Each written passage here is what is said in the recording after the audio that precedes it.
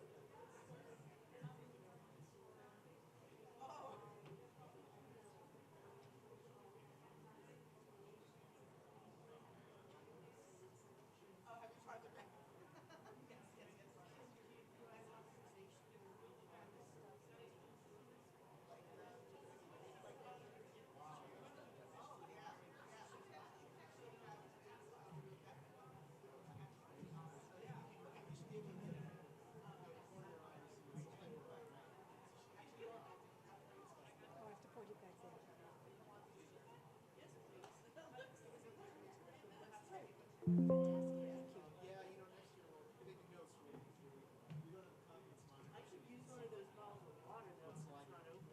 Oh, yeah, that's okay. Next year, right. Thank you.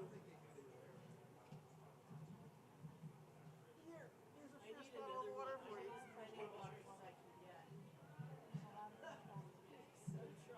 Give it out to people. Oh, there's also water in the back. Okay, Yeah, I think what I'll do is I will still give my full talk, and Yeah, then no, I after don't. we have the small We group. have extra time afterwards. Okay, after what time do we need to? So we're supposed to go until 12, I think, but It's very we dry. have time, and then the ship opens at 12:30, and it's just basically lunch. And so I think there's, Well, we don't have to come I'm back not going to give together you a in the full big bio, groups but so that's much. okay. Yeah, it's fine.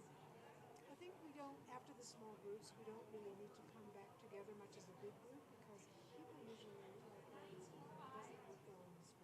I know, but I agree with that. But you'll give some kind of cosmology or something. I'm actually able to take 3 people and that'll be it. Oh yeah, or you just you just say your own words. But oh yeah. yeah, we're not going to just like go off into the sunset out of our. No. Okay, good. Okay, you Yeah. want me to say that? No, I want you to. I don't care if You you. don't care. I don't care if people Share the big share or group. not. Totally, you read the room how you feel like it works. I was going to ask you about the intro. I was going to read to skip your awards, to say that you have received many awards. Is that more important than the publications? I think the publications are important. So I was going to. Okay, so I'm going to skip because it's a lot of words. It can be as short as you want it to be. If there's something that's relevant, that I want to fill people in, and I'll just say it. Okay. Actually, I'll wait till you. Big intros. Okay, thanks. Yeah, I'm probably eating on the live stream. Running like 25 minutes behind. Yeah, we'll be fine. Wait, is lunch at 12? Okay, so lunch is at 12, which is it'll be okay. Oh, thank you, Denise. She says she can hear us. Hi, Denise. Hi, everybody. Uh-oh.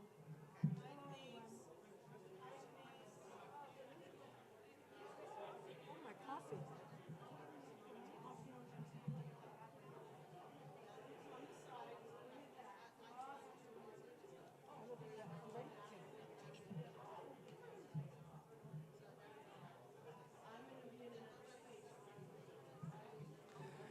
Hi, everyone. We're going to come back.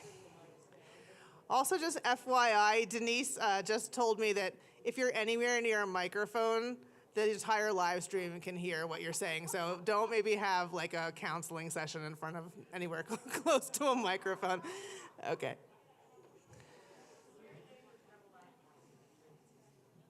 No joke. You know the joke about the rabbi at the high holidays? What's that joke? He was mic'd and he went to the bathroom.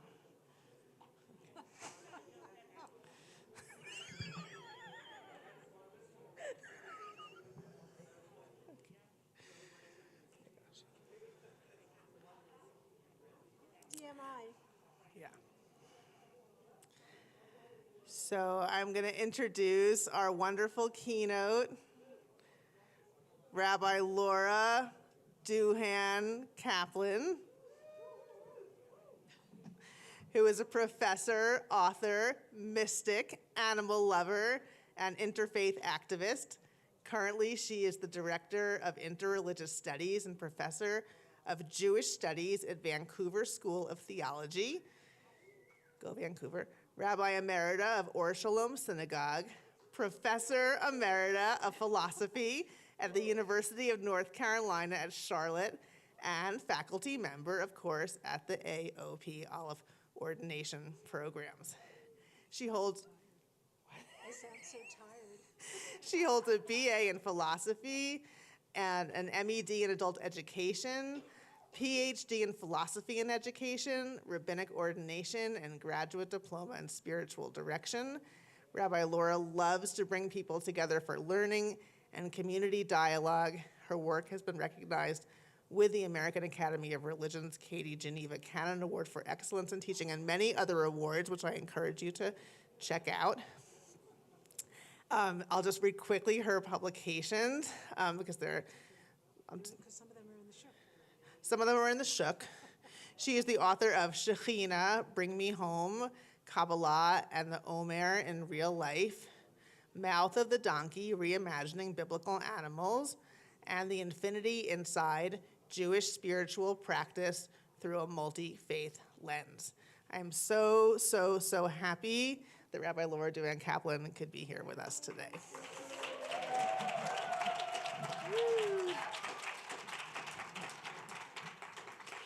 Well, I am really delighted to be here. Let me do this the way I'm comfortable. There.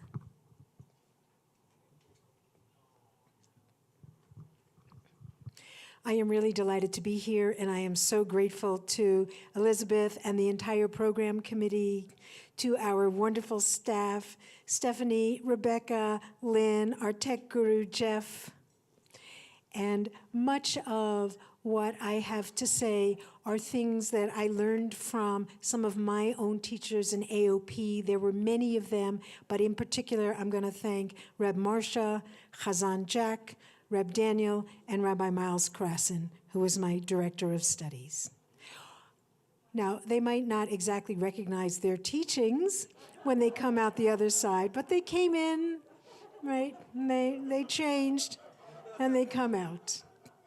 And the committee asked me specifically to speak about the conference theme, Shalshelet HaKabbalah, a lineage of innovation.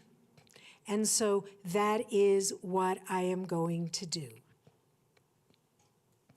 We have about an hour and a half, if I manage the time well.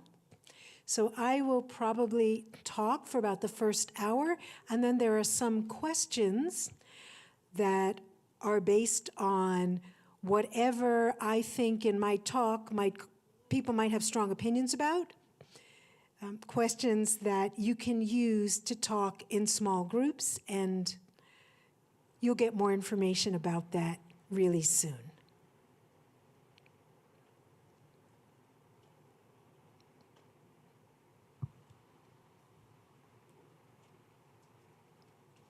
Yes.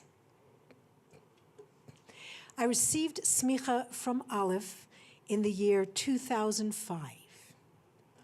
Okay, and while I was a student, Reb Zalman was very much alive and very lively, and Reb Marsha was the dean of the Smicha program.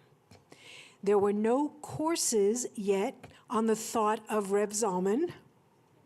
There was only Reb Zalman being present. And you got a sense of the depth of his learning and the breadth of his creative personal spirituality on whatever topic he would address. There would be a mix of Yiddish and Hebrew and English and computer metaphors and, right, Sanskrit and Latin in every talk.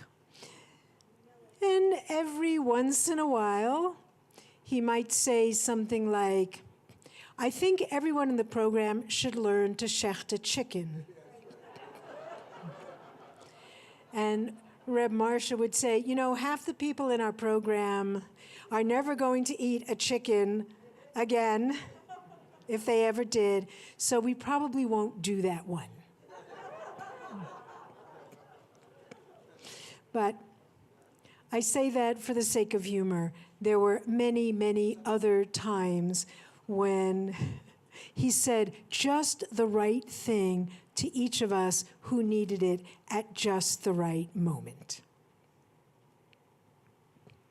To prepare for this talk, I really had fun reading and revisiting some of Reb Zalman's, from different stages in his life, some of his writings on meditation, on the theory and mission of the Pnei Or Fellowship, Buber and Heschel and why they got things wrong,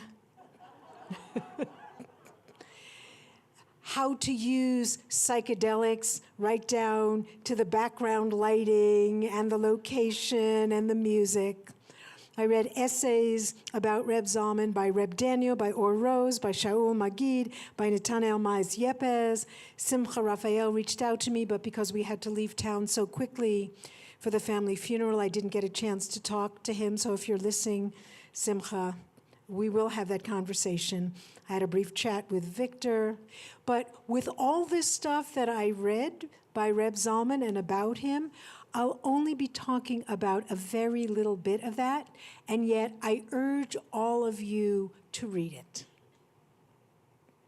If you knew Reb Zalman, you'll hear him speaking in his voice as he writes, and if you didn't, you'll get a sense of all the different voices that he used throughout his time. To help me think about Reb Zalman's legacy for Aleph and for Ohala, I called up one of my Vancouver friends. His name is Casey Collins, and he just finished a PhD dissertation on new Japanese Buddhist movements.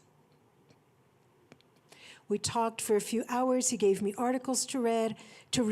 I also took a course with him last summer about these new Japanese religions.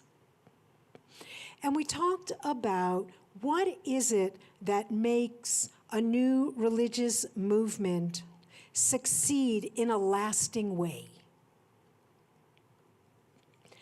And we talked about some examples and how the founders of those movements made it happen. Some of the Christian adjacent religions, like the Unity movement, for example, which is a theosophical, deeply ecumenical, universal spirituality movement that uses mostly Christian forms of worship. In these newer movements that endured, the founder set up an administrative structure for the movement while they were still alive and clearly indicated who they wanted in leadership. And we see that Reb Zalman sort of did that. He certainly appointed a number of key people and said to them, you have leadership potential, now do it. So we've got a bit of that. In the new Buddhist tradition, I'm not going to go into great detail about them, the Shinyoen movement. the founders and their early followers created an official story about the life of the founders. It was based in reality, was founded by a couple, and the story focused on two things: on the hardships they endured, some of them in their own family, losing several of their children to illness, and some of them just the difficulties of trying to bring new ways of practicing Buddhism into their cultural space. In the Shinyoen movement, every new member gets a welcome packet that includes the story of the founders, so that they all identify personally with the founder, and they know being part of this movement means continuing the story of this family. However, this is a funny part. When the next generation of leadership took over and wanted to make some changes in the practice, they hired people to rewrite the story of the founders. And in fact, my friend Casey was one of the people they hired to rewrite the story of the founders. And Casey realized he did not like the new story nearly as well as he liked the old story. And so he left that job. Do we have a clear story of the life of Reb Zalman and his core teachings? Sort of. We have many versions of the story, and we are still working on publishing his many writings, his many interviews, and on gaining funding for distributing them widely. Third movement that Casey and I talked about, another new Japanese Buddhist movement, the Soka Gakkai movement. The third president of the movement, who passed away in 2023, while he was training for leadership, while he was an aspirant in this new Buddhist tradition, he studied with the second president. He wrote a very personal diary about what his experience was of being a disciple of the second president, with all the ups and the downs, on days when he was harshly rebuked, how that felt to him, and how he was struggling to get some learning about it. On days when he received praise and encouragement, how that made his spirit soar. And yet, even with his elation, he needed to stay on the path of inner development and practice. And now, in the Soka Gakkai movement, everyone who joins gets a copy of Daisaku Ikeda's personal diary. They identify with him and his struggles and the way he reveals himself in a personal way, and they see in it a model of how to dedicate your life to this path. And we do not have that from Reb Zalman. In fact, later in his life, Reb Zalman specifically said many times, Rebbe is a role. Rebbiness is not embodied in one single person that we look to directing our religious movement or practice. It is a role that we can take on at different times for one another and be one another's counselors, teachers, inspirations, etc. What comes through most strongly across Reb Zalman's career is his creativity, his changing, his engaging with all of those topics that I mentioned earlier, Jewish philosophy, theology. I didn't mention Deep Ecumenism yet, but I will soon. Many other topics. And so what we have from him is not a specific guideline for how we should be, not an instruction to emulate him, not a clear plan for the future of the movement, but we clearly have a legacy of creativity. And so, or a legacy of innovation. And so it is no wonder that the structure of the movement is still a work in progress. And I know the Aleph board and the Ohala board work very carefully on refining these visions. But it's no wonder that our movement is a bit of organized chaos. As my friend Rabbi Dina Chassida likes to describe the hora. Maybe we're kind of an ongoing dance, like the hora.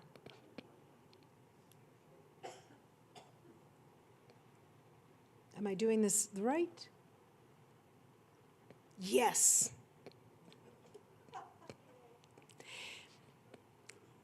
I took a look at the Aleph website. There are lots and lots of resources there.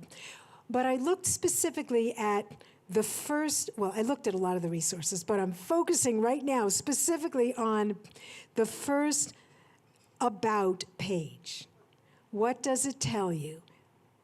It's got a bunch of statements about what we do, and these are some of the verbs that are used. We learn, we create, we shape, we seek, we deepen. Nowhere does it say, we follow. Right? This is what we do. And I think we do those things really, really well. I want to talk a bit about the next generation of Jewish Renewal leaders and practitioners. And you will, I hope, forgive me a bit if I anchor this talk in my own family experience, as I have just had an incredible, not quite a week with them, Charles's side of the family. I'm going to start by reading a few words from a Dvar Torah that I wrote in 2016 for Parshat Nitzavim, and then look at a bit of text with you. What is going on in this picture? I think it's pretty obvious that it's the aftermath of a Hanukkah party, because you can see fragments of latkes everywhere. And these are some of the guests, some of whom are related to me, some are not. Shabbat dinner on Friday night with young university students is an adventure. Charles and I warm them up with a few glasses of Kiddush wine, and then we learn a lot about their inner lives and a lot about their generation's culture. Sometimes we host our son Eli and his friend Mia. A typical real conversation goes like this. Eli, who was a biology major at the time, says, "I've been thinking about sponges. You know, the kind that live in the ocean, not the kind that live in the kitchen." This is how Eli talks. Just telling you. And then Eli says, "What if sponges were food? Would you eat them?" Mia, an environmental studies major, does not skip a beat and says, "Well, how would we farm them? Because if we harvested them, we would deplete them pretty quickly." Sometimes we host our daughter Hillary and her friend Alex. And their typical real conversation goes like this, edited a bit for clarity because they both are, shall we say, talkative people. Hillary, a philosophy major at the time, asks, do you believe that we bring something into being when we name it? Do we give it objective reality? Alex, a sociology major, says, do you think there really is an objective reality? And if there were, would it be socially constructed? Maybe by our language? What about weird, contradictory cultural statements like, I'm an atheist, but I believe in a higher power? Or Hillary adds, I feel an energy flowing through the universe, but I'm not religious. And then Hillary and Alex collapse into giggles because they both have enough religion.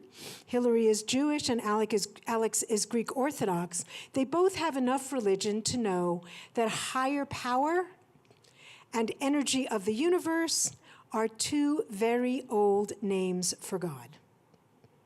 But their less traditional friends do not know this.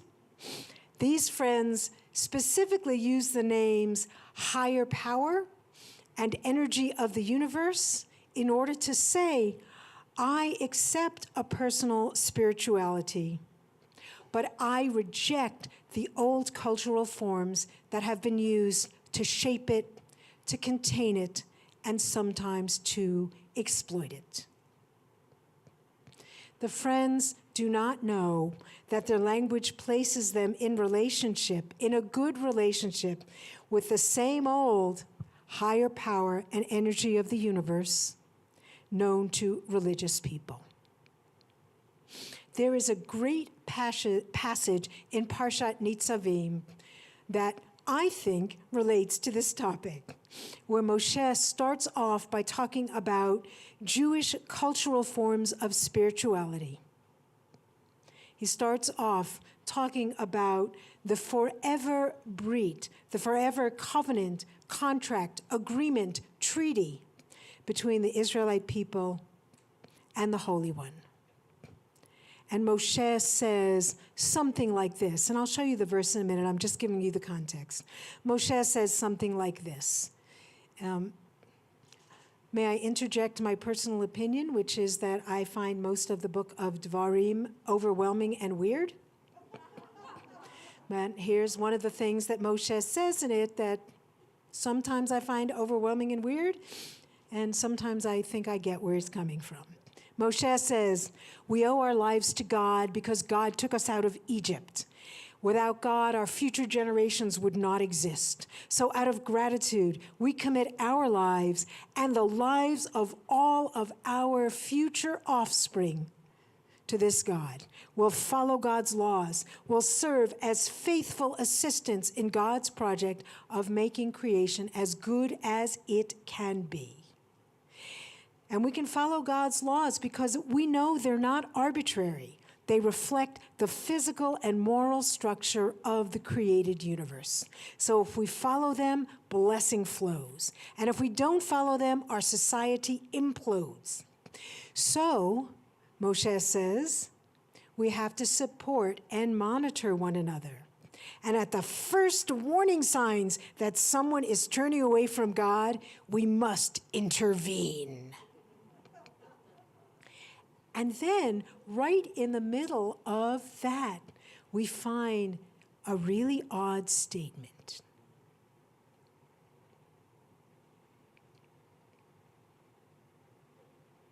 One more try. Okay, Jeff, next slide, please.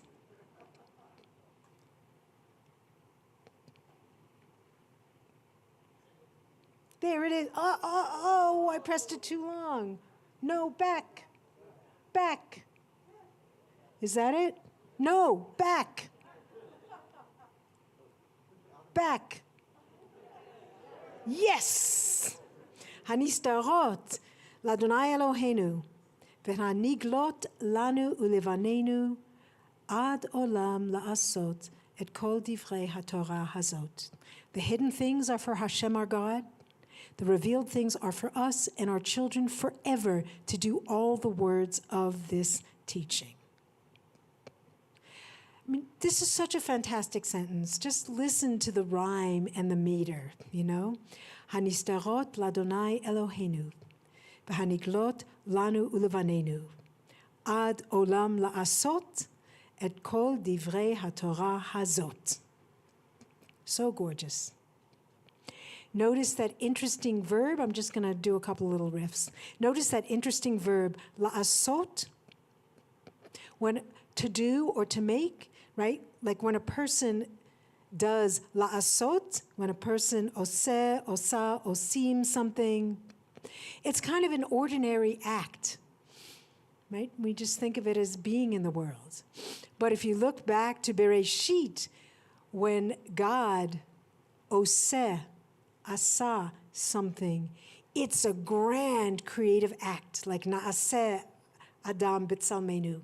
Let's make a human in our image. And then notice the weirdness of how it's juxtaposed with ad olam. Ad olam la'asot. La'asot looks backwards to that primordial time of creation. Ad olam looks ahead, forever in an ongoing unfolding of creation. How do we live into haTorah hazot? We look backward to creation and we look ahead in a forever unfolding. What are the nistarot and the niglot, the hidden things and the revealed things? Well, our commentators give lots of suggestions, but I'm going to continue along my train of thought and give just one. Maybe, Elliot is laughing at me because he would never do that. He would give you all of them. Okay, one idea. The niglot. We only know what has been revealed so far, the ways that the Holy One has manifested in the past.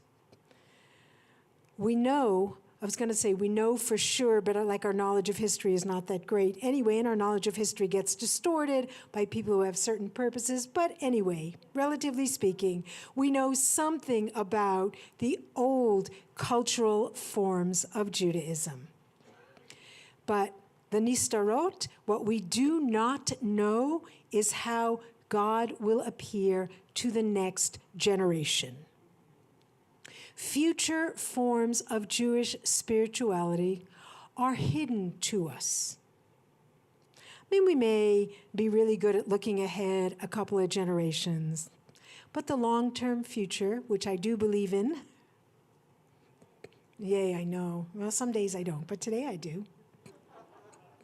Right, these future forms of Jewish spirituality may be hidden from us, but Moshe assures us the divine will not disappear from the scene.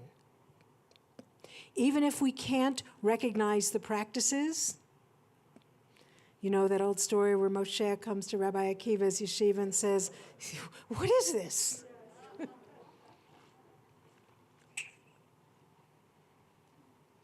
And then, even worse, God says, Akiva will be martyred.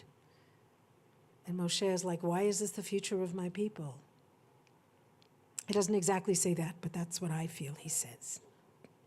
I just want to say a little bit more about the generation. And I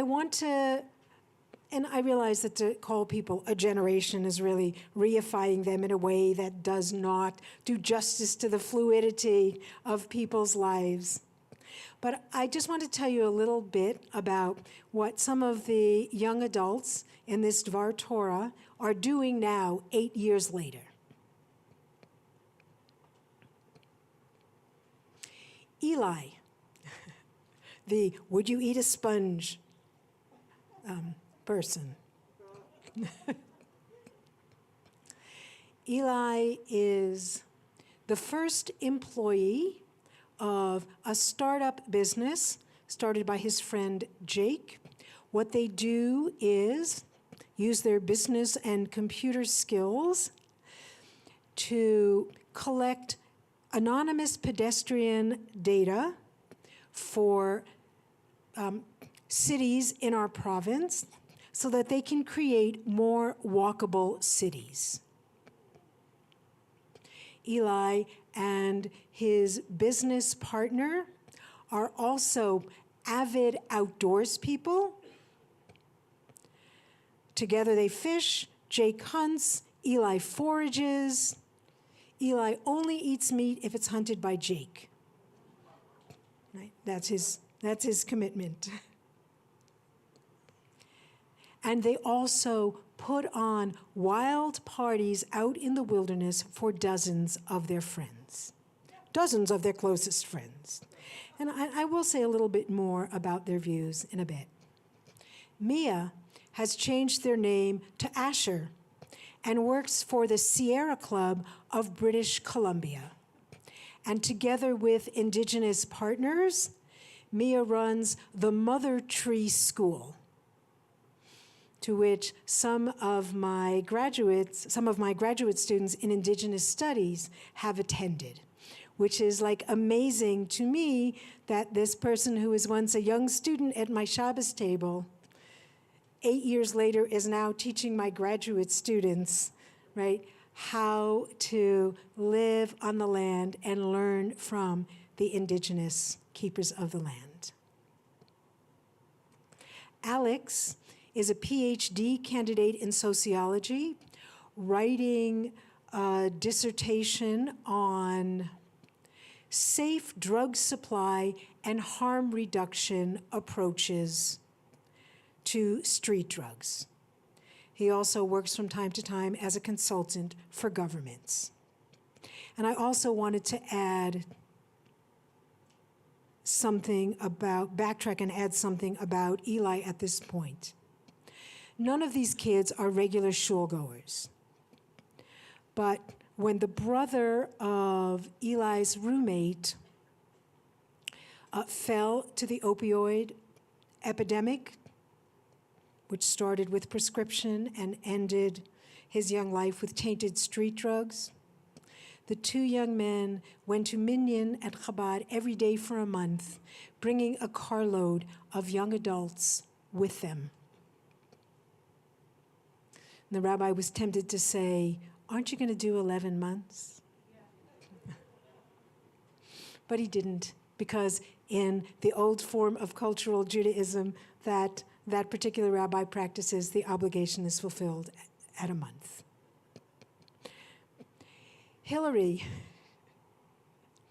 picked up a couple of master's degrees and now has an online channel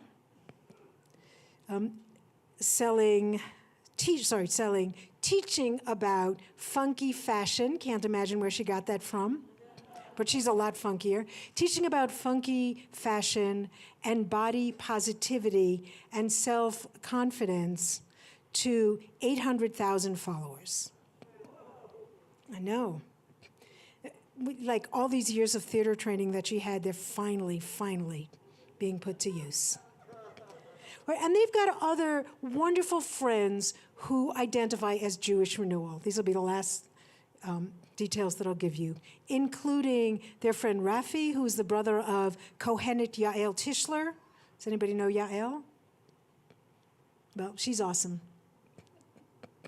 And their friend Matan, who is also known as the proudly Jewish Canadian drag star Rogue. Yeah, it's great. Jewish and proud in some of Matan's videos. All of these young adults want to make the world a better place. And the social issues that they choose to work on tell us a lot about what they think is at stake in their time and their place, in our time and our place. Sustainable cities, environmental awareness, indigenous reconciliation, safe drug supply, LGBTQ rights, creativity and self-love in a stressful world. And all of them all of them, except Alex, who is called by Greek Orthodoxy, in which he was raised, all of the others understand Judaism as the spiritual path that calls them specifically to the work that they do. Asher particularly talks eloquently about earth-based Judaism in the Mother Tree School. But all of them also work in spaces where different faith traditions meet and sometimes meld. Economically, each one of these young adults understands that they are on their own in ways that I did not have to be when I was a young adult. No one is employing these young people, right? They are all with the exception of the part of Asher's work that is with the Sierra Club, they are all, at least partially, self-employed entrepreneurs, right? They don't have and don't expect to have the safety net of the New Deal. All of them, except for Alex, all of them did a Shnat Sherut, a year of service in Israel, through Habanim Dror, teaching in schools for very poor Arab and Israeli children in Akko and Yafo. And the Israel that they met only 10 or so years ago, the Israel that they met was divided and stressful and tense. Not the relatively hopeful place that I visited when I was a teen.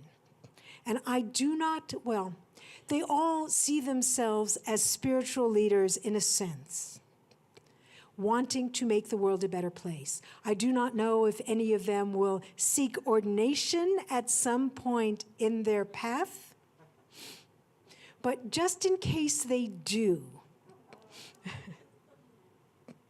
and maybe what I'm about to say now is not relevant to them in particular, but there was a fascinating study done in 2013 about who chooses to go to seminary.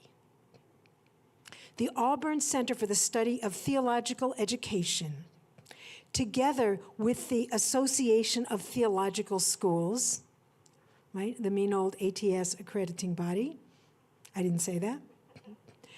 These two groups got together and they did a profile of Jewish and Christian seminary students. They interviewed 261 students from 24 seminaries. And the researchers found that most of these students had a long relationship with their faith traditions. So most of these students saw approaches to religious practice that have worked well and approaches to religious practice that have not worked well at all. They all spoke articulately about what they thought was positive and what they thought was negative. And they had a great desire to change the negatives. A couple of examples that jumped out at me reading the report. One Christian student, for example, experienced a caring community at summer camp. And then they realized that their goal was to create a church community that was a lot more caring than the church they grew up in. And that goal led them to seminary. One student rabbi experienced lively musical prayer for the very first time, also at summer camp. And at that moment, they realized that the very staid and uninteresting to them formal synagogue services that they grew up with did not define the universe of davening. And that's why they wanted to go to seminary, to bring about changes in the way people worship together. Students' main reason for going to seminary was because they wanted to change their traditions, not because they wanted to keep doing exactly what they were taught when they were growing up. The researchers also noted the students' generalization, but they noted the students' number one criterion for choosing their school. The students wanted a good theological fit, meaning they wanted a school that would support them in developing their visions for change.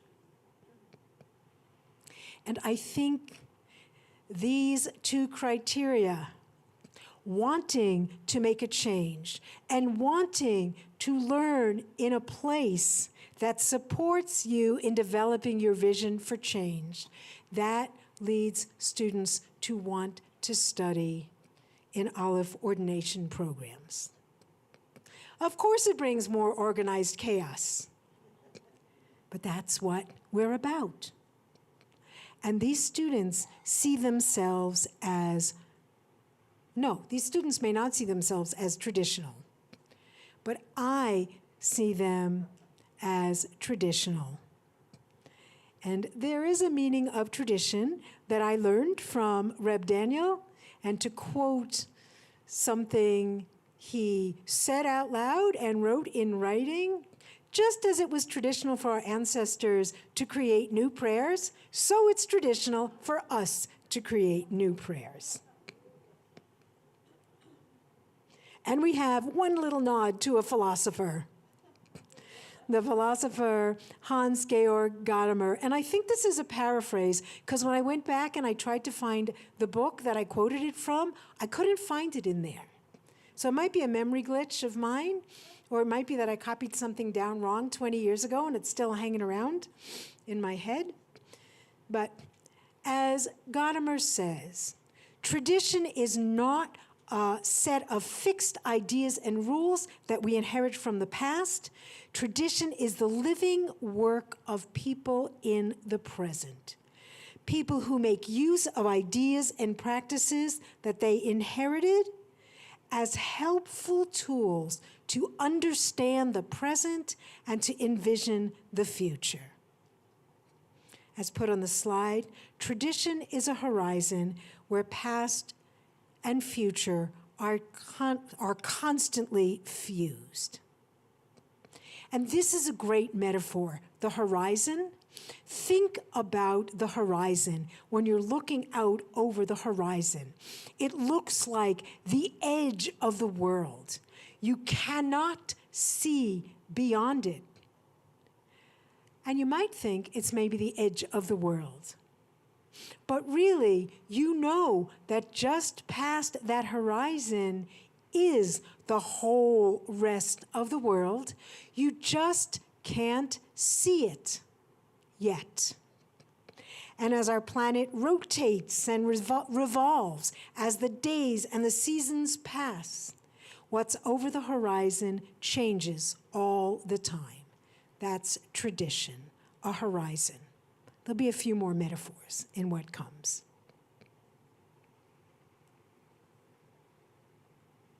Yes. I am reminded, of course, of a fantastic quotation from Pirkei Avot, the very beginning. And again, I'm pretty sure that my interpretation of it comes directly from Reb Daniel. Hopefully he'll recognize it. Moshe kibel Torah miSinai, u'mesara liHoshua, v'Hoshua lizkenim, u'zkenim linviim, u'neviim my type is very small, mesaruha le'anshei Knesset hagdolah. Moshe received the Torah from Sinai, transmitted it to Joshua, Joshua to the elders to the prophets, and the prophets transmitted it to the members of the great assembly. Look at the verbs again. Back to the verbs. Look at the verbs. The verb kibel, received, appears once. It refers only to the original revelation. It focuses not on what God said, but on what Moshe received. And you all know, or will know soon, that we've got many midrashim about the disparity between what Moshe received and what the Holy One transmitted. But we've got kibel, received once.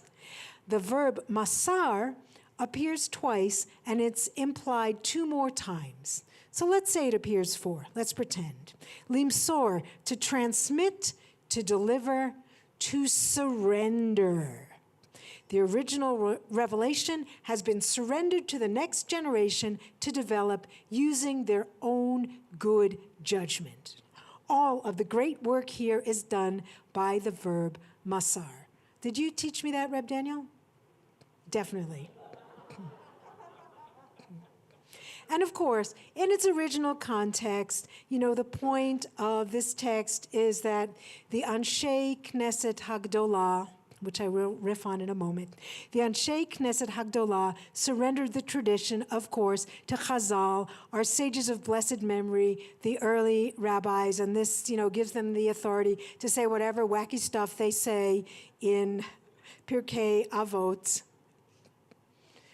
It is filled with wacky stuff. You got to know, everybody's got their favorite wacky part, right? The mouth of the donkey was created on Erev Shabbat. That's wacky.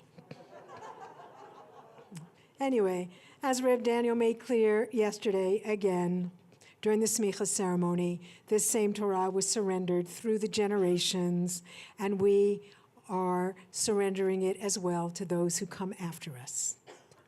And now, for a transition that isn't quite so good, but I'm going to make it anyway.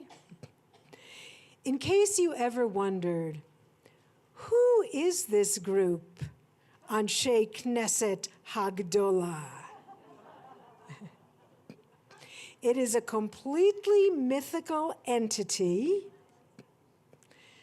that includes representatives, some of whom may have actually existed, and some of whom probably did not, who span a period of about 350 years, and we can't even verify very much about that period. We don't have a lot of records about Jewish life during the Persian period, but it's based on a story in, I think it's the book of Nehemiah, where the scribe Ezra stands on a podium with some well-known, important people in the community of returning exiles.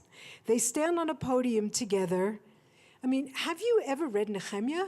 And they read a letter that is signed by VIPs and all of the Levites that has a long, pious introduction that says, all of the people are now going to pay taxes to the temple that is being built.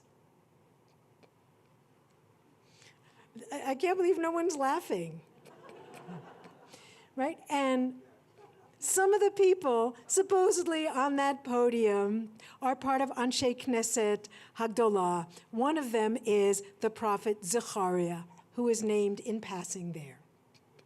And just so you know, it might be that there is no peshat to biblical prophecy, and it might be that there is particularly no peshat to the prophet Zechariah, who wanders around in his visions for half the book. But if you go by the peshat of the book, you would know that Zechariah would never have stood up on any podium with Ezra. He opposes Ezra's entire program of reform. Right, Ezra and Nehemiah, it's all about building the walls of Jerusalem. Zechariah says, Jerusalem will be a city without walls, will be protected by the fire of the Holy Spirit. Ezra wants to celebrate the newly purified Jewish community, Jews only and no one else, at the holiday of Sukkot. Zechariah says, Sukkot from here on in is going to be an interfaith celebration at the temple where we all pray for the land and the rain that we all need.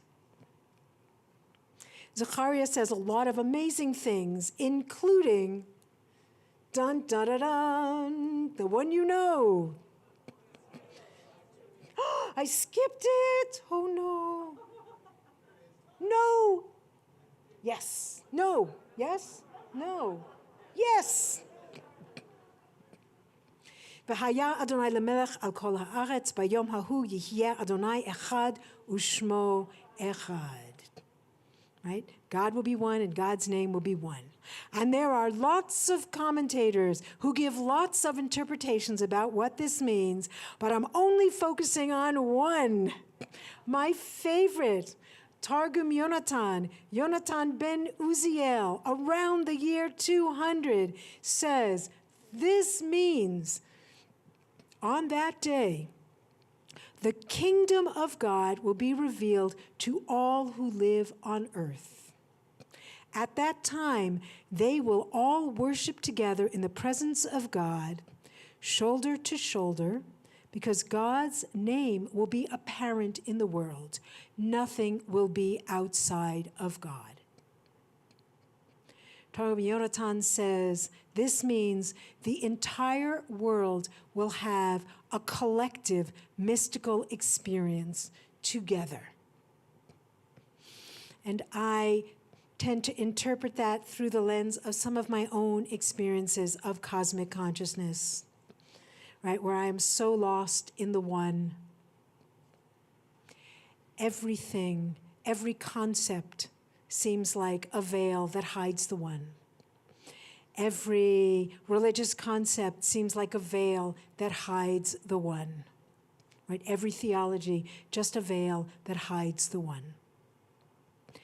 And if you believe Yonatan ben Uziel, there will be a day on which we all stand together in that knowledge of unity, which brings us to deep ecumenism.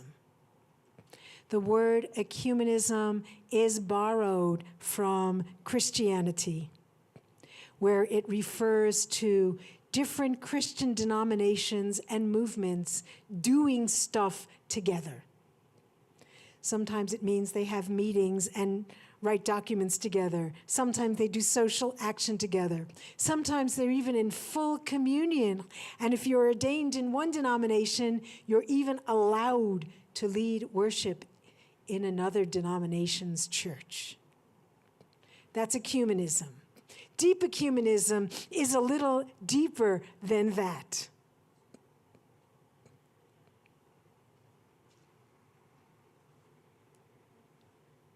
Yes.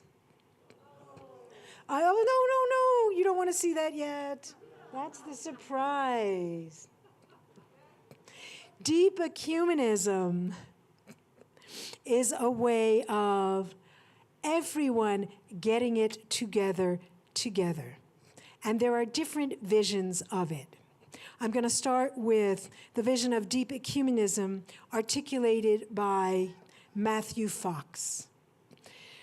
Fox likes to use the metaphor that world spiritual traditions are like many wells dug into the earth, drawing water from a single well. There is one river of divine spirit feeding the world, and yet it flows up through many different cultural forms into different kinds of religious and spiritual traditions, and even idiosyncratic individual spiritual practices.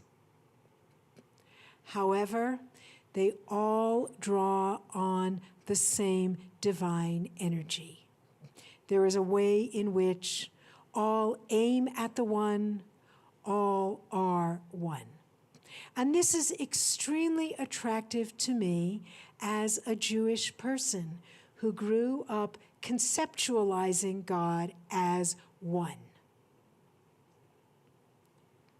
However, and it seems normal to me that what all traditions would have in common is we all reach toward that one. However, not everyone sees it that way. I remember a strange chance interreligious encounter I had with a person at the makeup counter in a department store, right? My theatrical fashionista daughter said, "Oh, let's go in here so I can try on every shade of lipstick that is being sold." So I'm standing there and I overhear a conversation. There's a woman asking the cashier, can you buy my gift certificate? Someone gave me a gift certificate to this cosmetics counter, and I don't use the cosmetics counter, and I just finished my PhD, and I need the money. So I said, I'll buy it from you. Clearly, I'm going to have to buy something for the person I'm accompanying. And we were chatting. I said, what did you get your PhD in? She said, it's in music. It's in sacred music. And I was researching the different vibrations of the music favored by different spiritual traditions, right? And where that placed the practitioners, what that said about the meditative intentions. So I said, oh, that's so fascinating. And I said, I'm a rabbi, and I'm teaching in interreligious studies. And she said, so do you know this Messianic rabbi in Jerusalem? Because I know we are all waiting together for the revelation of the Messiah. And I was like, oh my God. She thinks that we're the same because we're all aiming at the second coming of Jesus. Right? And I realized, you know, maybe my conceptualizing of what unites us is all drawing on the one is just my particular language. And it might be right, it might be wrong. But just as I felt when this person said to me, hey, we're all waiting for the Messiah together, aren't we? I mean, we are waiting, but I wasn't waiting in the way that she meant she was waiting. I felt so misunderstood and excluded. I mean, I was polite, and I understand she was reaching with what is a matter of the heart for her, but I still felt odd. I realized that when I say to people, yeah, we're all part of the one, they're like, what? It might not be that. And it's really important, if you want to make space to be in dialogue with different traditions, that universalism, you are all like me. What you have reduces to my universalistic theology might not be correct. And Reb Zalman, in fact, has, is it okay to say this, Reb Nadia and Reb Victor? Reb Zalman has a much better formulation than Matthew Fox. Oh, they agree, thank goodness.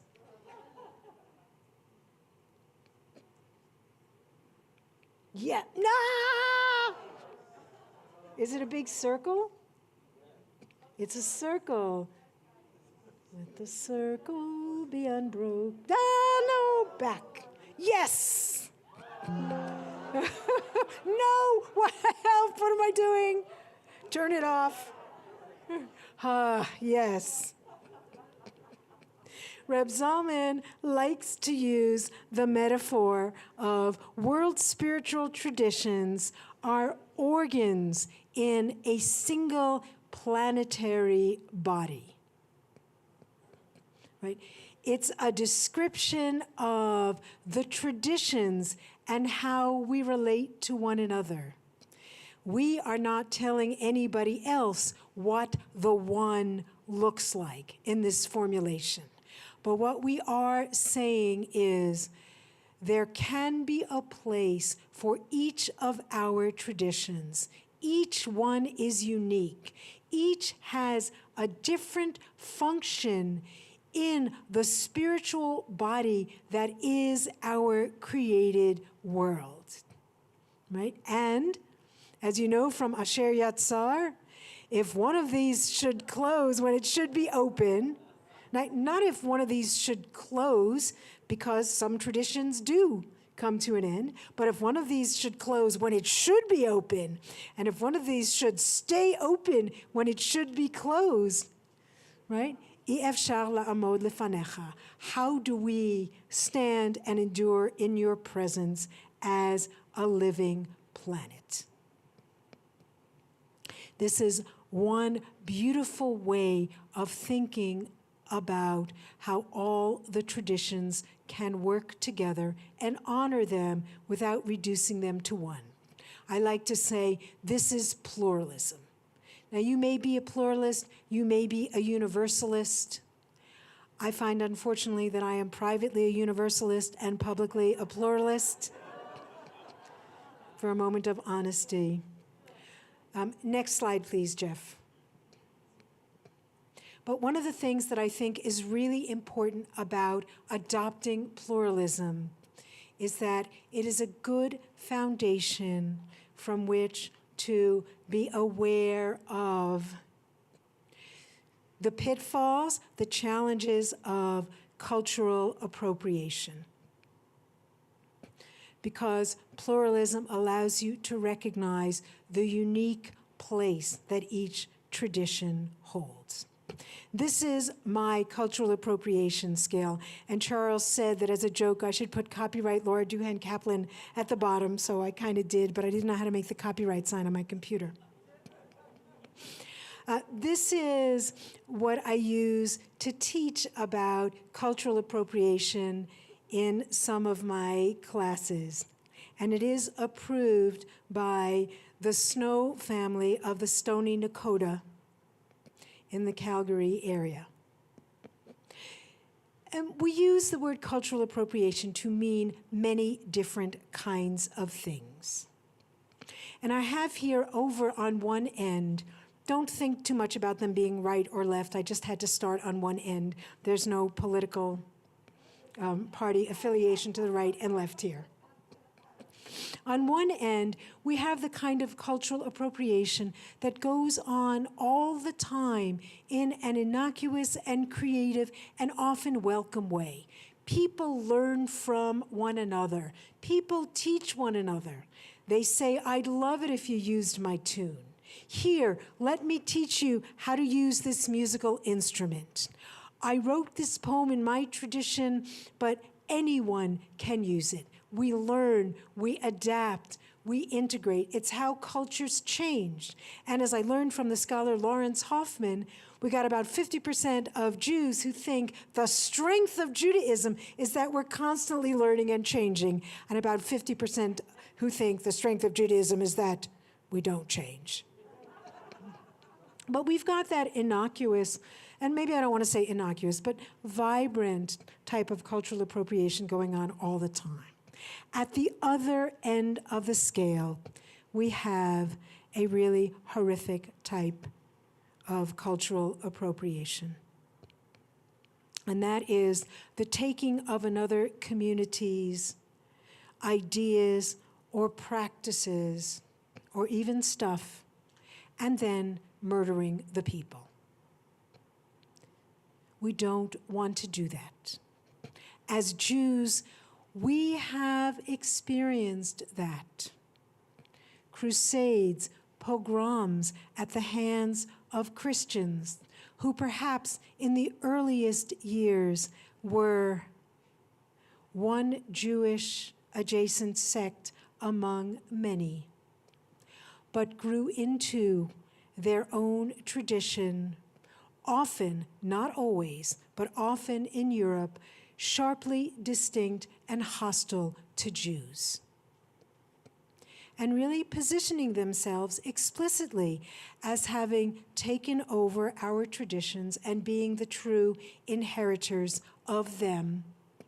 And in the early Middle Ages, they even debated whether it was better for the future of Christianity to eliminate all the Jews or to keep some around as a testament to the fact that, yeah, there did used to be this old, wrong tradition, even though the majority of us European Christians now practice the right one. And at times they prevailed, and at times they did not prevail. So we are familiar.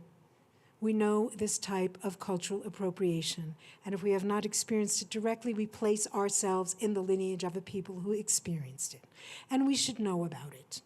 And that makes it very easy for us to empathize with our indigenous brothers, sisters, colleagues, friends who right now struggle actively against the very same kind of cultural appropriation and are working to change consciousness around it.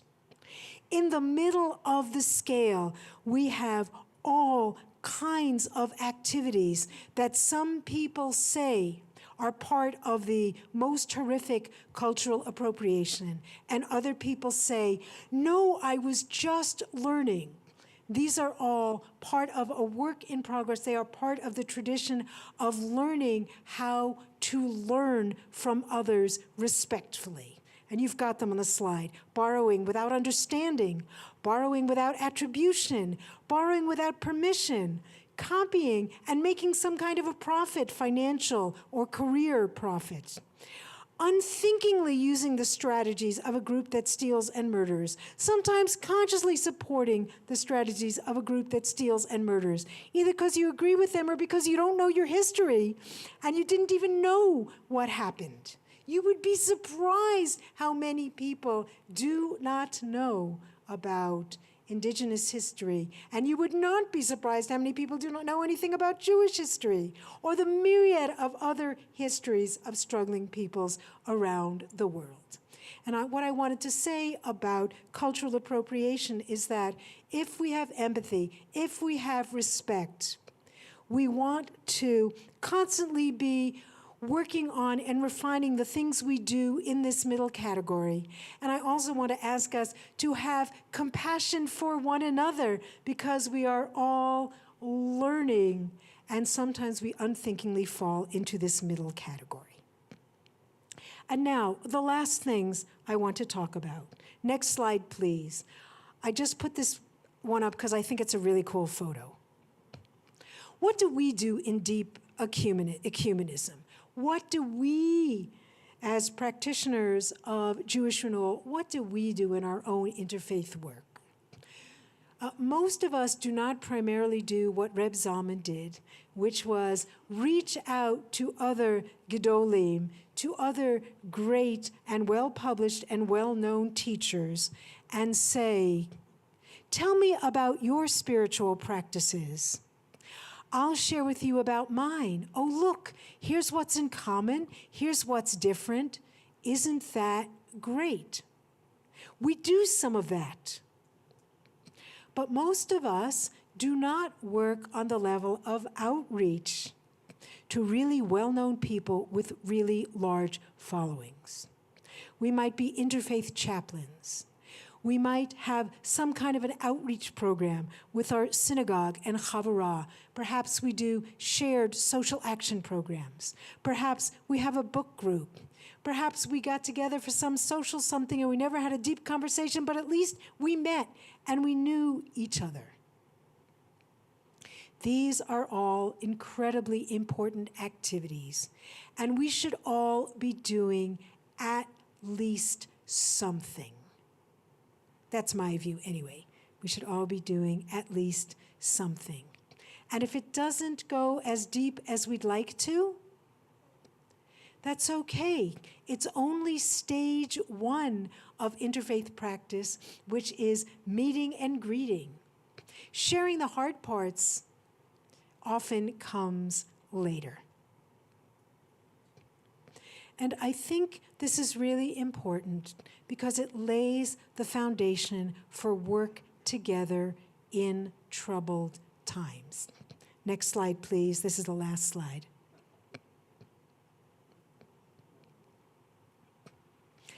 How have we been able to draw on our interfaith relationships since October 7th?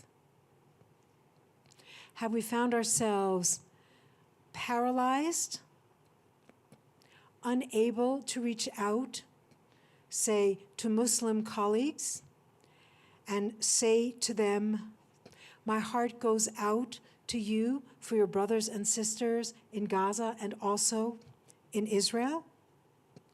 Have we been waiting for them to reach out to us first? Maybe they're afraid as well. Have we been able to stand with liberal Christian colleagues, even though so many of them go first to the place of Israel as the colonial oppressor. And Israel, in its current form, has been doing plenty of oppression in the occupation and within the country, even though I spent a lot of time talking about colonialization and indigenous issues, and everyone I work with, indigenous and non-indigenous, agrees that Israel as the colonizer and Palestinians as the colonized is not a model that lays well in the Middle East. That aside, have you been able to stand in their presence and be with your Christian colleagues, even if they say something that makes you want to say, as my mother would say, "What am I, chopped liver?" These are questions. And ideally, if you have built the relationships, these are the times, if you've built the relationships, and if you have been together and experienced what it's like to see things where you are the outsider, and you are uncomfortable, and you're still welcome, and you're still loved in a way.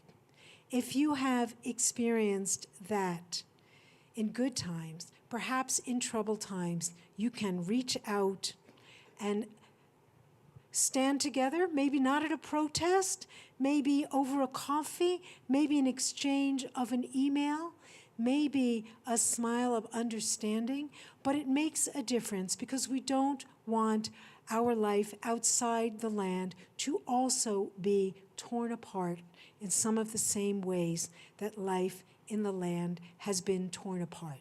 And this is really important and really holy work for keeping our own communities together in the pluralistic societies in which we hope to live. And each one of us, right, has our boundaries, and I will just pause there. Next slide, please. These are the discussion questions. As I said, I tried to pick things that I thought people would have strong opinions about. Here are the instructions for the small groups. Use your social skills to form a group of no more than 4 people. Please no more than 4 people, because we want to make sure each person in the group gets to speak and also gets to be heard. Each person in the group can choose one of the questions that they would most like to speak about. And then in about 20 minutes, I will call everyone back and we'll find a way to close. Yes, the questions are, is there something Reb Zalman taught or believed that deeply informs your approach to your spiritual life? And Eve, we might at some point want to hear your answer to that question. It was a joke. It was a joke. Question 2, in what ways is your practice of Judaism a response to practices of previous generations? 3, what meanings do you see in Devarim 29:28? Hopefully someone in your group has the Sefaria app on their device. How do you understand intercultural learning versus cultural appropriation, and what boundaries do you observe? Do you approach interfaith as a pluralist, a universalist, or something else? How do you understand Zechariah's teaching by Yom HaHu? How has interfaith activity been part of your response to October 7th? Pick whichever one speaks to you and go for it.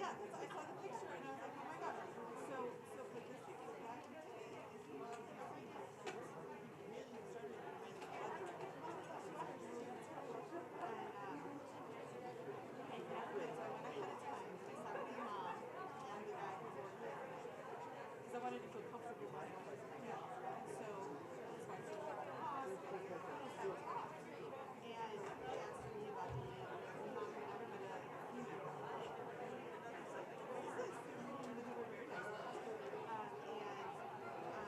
So I explained that you guys were on Jewish Renewal and that Reb Zalman was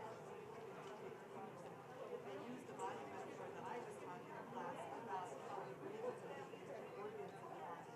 And they won't touch it. They ate it up. So they gave me a cool haircut, not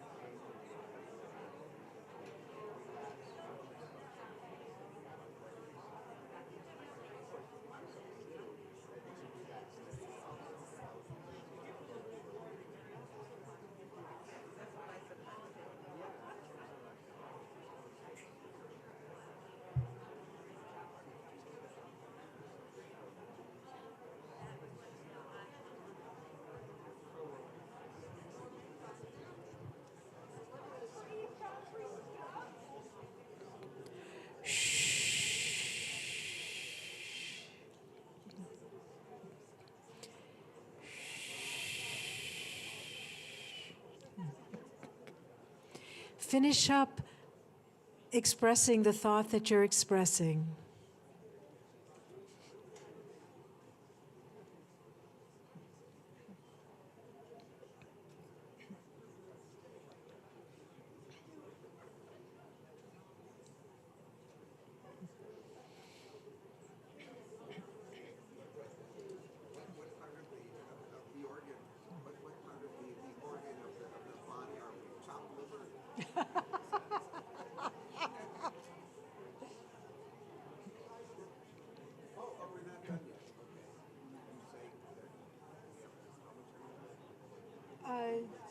Well, I said, just finished expressing the thought you're on, but that's dangerous for you.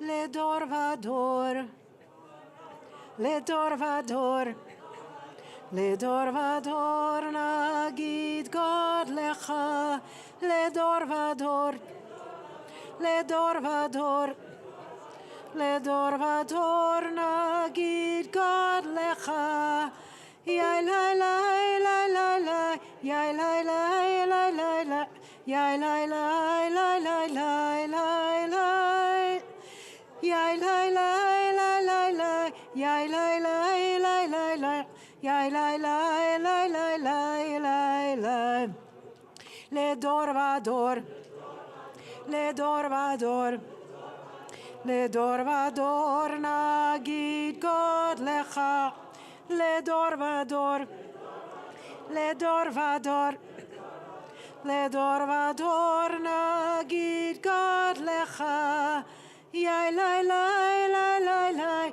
יאי לי לי יאי לי לי, יאי לי לי לי לי לי לי לי, יאי לי לי לי לי לי, יאי לי לי לי לי לי, לי לי לי לי לי.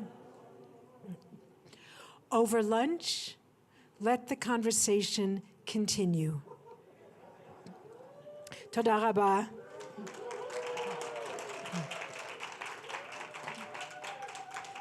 יישר כוחכם וברוכים תהיו.